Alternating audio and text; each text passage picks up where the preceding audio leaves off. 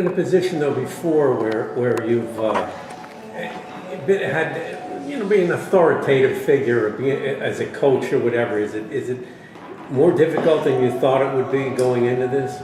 Absolutely, man. The one thing I learned about the show is coaching. I'm a good clinician. I can teach very well. I can simplify things very well. But to coach is just another different level of just respect. And I respect my coaches more, because they're hands-on. As a fighter, it's a very selfish thing. It's about you.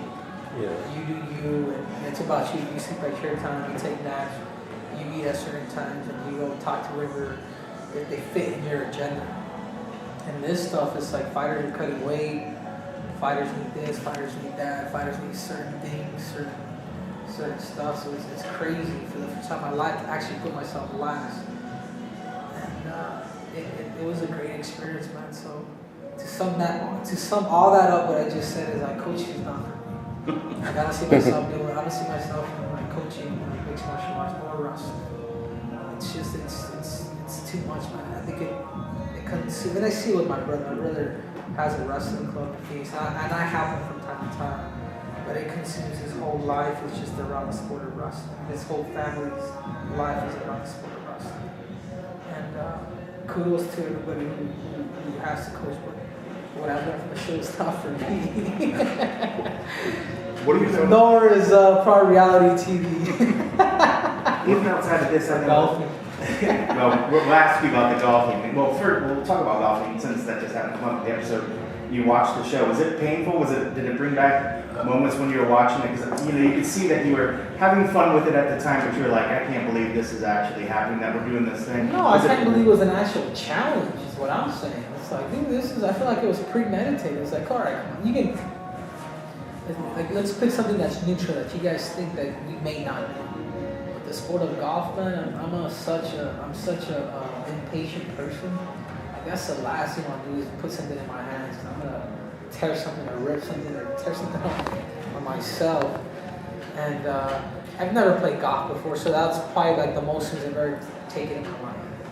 And I did miss like 10 swings. I wasn't video editing. I was trying, man. But that's my sense of humor. It's like, all right, if I can't beat you, I'm gonna laugh. I get giggly, man. I don't know if it's because I get nervous or because I'm losing or whatever, but I tried, I did my best, and I suck at golf. I don't know what else to say. But golf is a good game. It could help you if you got serious with it mentally. It's very good for you, even translating to your sport. Right. I think anything, man. Anything. And when I learn, I have a level of respect for every sport. Bowling, fishing. Like there's an art to everything. And that's something that I used to overlook. And it's like, man, there's luck involved at times, but for the most part, man, it takes a certain intellect, mind, body, and soul to be able to hit the ball and be able to hit it directly or close to the target. So to me, I was just like, I'm gonna ram that thing. Like no, I hit it and I go that way. What have you thought of the dynamic between you and Joe? On the show or? Yeah. I don't know. I mean, I guess you guys can answer that. I think he's a little more aggressive than I am. We're just two different characters, man. I used to be like Joe, like very competitive, like everything. I want to be alpha now, but it's not like that for me anymore. I feel like so much good things have happened in my life, and so much bad things have happened. But at the end of the day, man, I think all that stuff has built me to the person I am today. And so there's contentment in my life. So. I saw that's a hard question because he don't like me. I really don't like him. I don't like him either. Like it's like I don't hate the thing. Yeah. It's just like. I saw an interview where he mentioned that he actually likes you less now since you worked together in the show. Do you feel similar also? Do you like him less? Do you feel like you want to fight him even more now after spending some time with him on the show? Yeah, that's weird. And I told this to Paige, and I know it sounds weird what I'm about to say, but anybody that doesn't like me, that doesn't know me, it's like, man, you're crazy. Because I'm a chill person. I love to laugh. I live, laugh, and I love. I don't hate nobody. I'm not envious of nobody. Like, that's just who he is, man. Like, I don't know how to and they even tell me like that whole first episode, right? Like I talked to Joe, and I talked to him, I gave him a hard speech, man, about him. It wasn't even necessarily him being a role model or a leader, but more importantly, what I tried to convey to him was like, dude, don't be a bully, man. Like he's trying to bully me, like he's trying to join me and joy check me for the next 6 weeks. Like I don't want that. I don't want my family to see that, because then for me, there is pride in me. Like I'll start fighting. Like there's another side to me where I do have layers. Where you poke me enough and it's all right. Talking's out the window, dude. You forget December 3rd, and I didn't want that. I got pride too. But what I didn't want from his side is for him to be portrayed as a bully, and that's kind of what's going on now. I feel or I sense, and they didn't edit that whole thing, and I think he kind of actually took that to heart, because after the rest of the 2 weeks, he didn't even say anything to me. Because I said, man, like, dude, being a bully here in America is like a freaking world epidemic, especially here in the U.S. Yeah. Do you think some of that is also then for the show? You know, kind of playing a role, trying to, like you mentioned, Joe. You know, trying to play that role to maybe attract more eyeballs, or is he genuinely just doesn't like it? I think he genuinely doesn't like it. Okay. I think he genuinely doesn't. I don't know if it's envy. I don't think so. He just doesn't like it. I guess he thinks I'm fake or whatever. That's the least. People that know me, that's the least word that people actually ever use against me is fake, man. I'm the most genuine person. I let people stay in my house, man. People that I don't even know. Like that's just the way I was raised. Man. Yeah. You know, it's just it bugs me because it's like we both grew up eating rice and beans, man. Rather than helping each other, freaking. It's like brown on brown crime, if you want to call it. Yeah. I don't know. Anyway, you guys like drama, so. How do you see the fight playing out when you meet in the cage? How do you visualize it playing out? I don't want to give any game plans here, but I visualize myself sticking to the game plan, what's according. I feel like I'm a better athlete, got better wrestling, striking. I'm a fearless human being. I'm a competitor. I love to compete. I see myself being Joseph Benavidez. What about the anger part you were talking about? But in any sport, you've got to keep that in check no matter what. I mean, you don't want a guy to get under your skin, because it takes away from you as a fighter. People get angry, or people are fighting a bar fight. You're not like that. You become methodical, man. I've competed in so many different parts of the world, not through the sport of wrestling. I'm used to this stuff. Like, I'm used to, shit, we can fight, dude. I don't care about that. I use all that negativity as fuel to the fire. It makes me more methodical, more strategic, more technical. Like, I'm not gonna go out there emotional. If anything, you'll see me moving, pumping my face. I'm smart. You know, I'm not gonna be emotional. I'm not. Talk a little bit about this. You just got a title shot, and now you're coaching these guys up in the house, and I want them to just get what you just, like, basically experience what you just did. How much does that help that you just went through that, talking to these guys, you're preparing for that themselves? I think it's cool. I think it's cool that we can.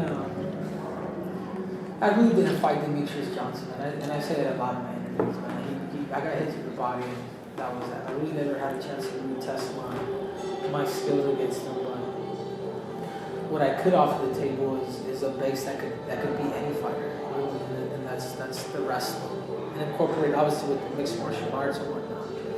So that was the base that I really focused on with these guys. A lot of these guys are really good, but there's one thing that a lot of these guys are missing, and that DJ has. It's his wrestling. And that's something that I felt like I had over DJ in this fight, because I took him down at will, and I was like, you know what, if I could have just taken him down like that the whole fight, you know, if I could have possibly been in my hands. But it is mixed martial arts, and you know, you do get hit with certain things, and it does change the course of the fight. But training these 8 guys is really, I'm glad to be a part of it, because I feel if I can help these guys beat the pound for pound best fighter in the world, then kudos to them. Like, you got a big task at hand. So it wasn't one of those things where I'm like, oh, I'm holding back and not teaching everything I need to fight them one day. Me, myself, I have to evolve as a fighter. You know? So it became more of a team thing. It wasn't over an ego thing. For from a game plan perspective, in that fight against Demetrius, I mean, most of it went down the clinch. You know, looking back on it, I mean, what did you learn from that? Would you like to maybe use your boxing, use some distance a bit more, maybe shoot a little bit more? Yeah. The game plan was to clinch, and I got hit to the body too quick. I thought I was going to Demetrius actually. Like I really did feel like I was dominating. I went into that fight knowing that today I'm gonna become a world champion. Like no doubt in my mind, like no doubt. Like this dude, not only am I gonna beat Demetrius Johnson, but I'm gonna show the world what I'm capable of doing. Like that's how I felt. Like I'm just gonna manhandle this dude. And little did I know, surprise, surprise. Welcome to MMA. And you live and you learn from things like that. But yeah, I mean, obviously I can't go back to time, but now looking back at it now, it's like, okay, I gotta get better in this area. I gotta maybe change coaches, find better training program. 3 defeats, that's just what happens. If I stick around and keep doing the same thing, then you gotta see Henry Cejudo down there. How long did it take you, when you had that mindset of like, I'm going to be the world champion today, like this is the day, how long does it take you to get over that when it doesn't happen? It took a while. I feel like I'm finally actually over it. This happened in April. I was just talking to my friend. I was like, hey, you know what? I think I'm over it, man. Like I'm just disappointed in myself. That's all at this point. But that's not like the Olympics where I gotta wait for it. It's like this could happen. I can say something stupid and do something stupid to get a title shot. That's just the reality at times. That's just the reality at times. So, I lost my train of thought. Does it make it any easier that DJ now is pretty much, people are considering the pound for pound best fighter? Does that make it any easier? And what are your thoughts on the pound for pound? The fact that people are considering that and that he is a 125er. Are you happy about that? Yeah. He deserves it, man. Especially the way he had his way with me. He deserves it, man. I've seen him fight. I didn't buy into a lot of the whole pound for pound at first. I knew he was good, really, really good. But now it's like, hey, man, this dude, he's a real deal, Henry. You gotta really bulk him up, man, and just become a student, a genius in all these different areas, and be able to mix everything. So he's good, man. He's good. As much as I hate to say it, he is the best. He is the top one. I used to always say when I was John Jones. Man, this dude's been able to take out flyweights like that. Like heavyweights too, knockouts and things like that. And I witnessed it myself, and kudos to him. Like, he deserves it. He's a humble champion. He deserves it. And I gotta get up there. Do you want him to keep the title until you can get it from him? No. Do you want Demetrius to keep the title until you can get it from him? No, it doesn't matter. I do want to fight him again, if it's for the title or not. It's just as a competitor, and I think people don't realize it's like, man, I'm a Olympic champ, like me, like very prideful when it comes to like never in a million years would I think somebody would like stop me, TKO me. I can see myself getting knocked out, but when you get knocked out and you're conscious, like your eyes are still open and you can hear the crowd and things like that. I think that's worse, and that's kind of what stings me. It's like, I hate it. But and that's partially what kind of brings me to Joseph. I'm bringing that skill level. So anybody that's in front of me now, like my eyes is just on the target. That's it. You can call me a doofus, you can call me big-headed, whatever. My eyes are on the prize. I'm just getting better every day. What would be the key to be different in a rematch with TJ? Is it just keep over the overall skills? I mean, when you look back, you had time to get over it, but also look back. Were there things that you saw that, I shouldn't have done this, I should have did this? A lot of things, but I'm not going to say, because I think I kind of opened my mouth a little too much, but I kind of said in an interview, I'm going to clench him up and have my way to go. Shit, it happened. He had to say it with me. But people don't realize that I've been doing mixed martial arts for three and a half years. I haven't been doing it for 11, 12. 10 years. I've been doing it for 3.5 years. It's scary to see how good I can get. And I guess I'm my worst and best critic. How would you say it? Because I believe I can do a lot, and when I don't, it's like, man, I punch myself, I kick myself, I think about things. And the Demetrius Johnson fight is one of them. So with Benavidez, I mean, he's obviously lost to DJ twice, but other than that, I mean, if DJ wasn't around, he might be considered the best flyweight of the last 5 or 6 years. So, you know, knowing you're fighting another top guy like that, I mean, I know you don't want to give a game plan away, but what's your approach to this fight with him knowing, hey, this is another killer instead? No, for sure. Like he's, like you said, if it wasn't for DJ, he'd be the next guy in line. I'm just focused, man. I'm just focused. I believe my ability, my athleticism will be the. We have similar body types. I think that would be the difference. The different factor in this fight. I think that's all. And obviously, he has experience. He has close to 30 fights. I have 11. And but I'm just gonna be smart. I don't even think about necessarily winning or just beating Joseph Benavidez. I just think about doing things right. And if I do things right, then Cejudo he's dangerous. 68 plan, thinking just doing things right, sticking up the jab. I'm gonna be okay. It's like a weird question or a weird thought process, I guess, but is there more pressure on you in this fight because you lose to Demetrius for the title, you know, so is everybody else. You know, you're still right in contention, but if you lose again, you kind of fall back in that pecking order and, you know, kind of get lost in the shuffle a little bit. So I guess do you feel that this is almost a bigger fight as far as your career goes?